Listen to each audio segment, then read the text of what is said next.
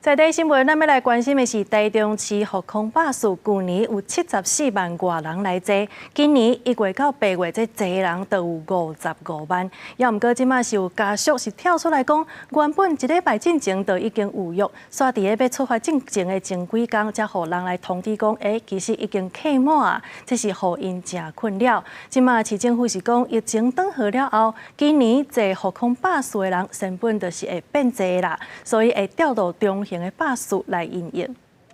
复康巴士提供免费的服务，是真侪身心障碍者上重要的交通工具。不过，住伫咧台中市南屯区的单身线投诉，厝内有重度残障的人，逐工需要去日照中心。明明1礼拜前就预约好社会局的复康巴士，煞伫咧坐迄一日前几天，向阳收到信息通知已经无位啊，而且这个月已经有2、3届。事先预约复康巴士，经常被取消，比如10月份就2、3次，上班请假去载他回家，或是请55688，然后会造成家属事先安排的工作非常不方便。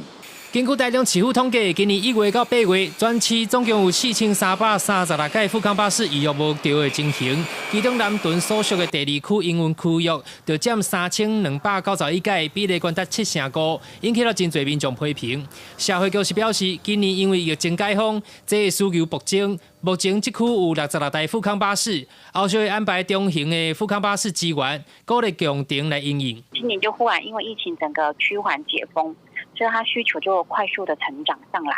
去做一些调整。好，从那个中型的复康巴士来作为一个因应。那另外一个就是它能够共乘，让这个复康巴士发挥最大的效益。市府强调，因为资源有限，预约会以障碍程度分 A、B、C 3级照排，预约无代表会当确定坐到。后补无到，会伫咧坐迄一日前2天早起10点通知。明年开始，第2区也会搁再新增1台复康巴士，随时来做调整。记者台中报道。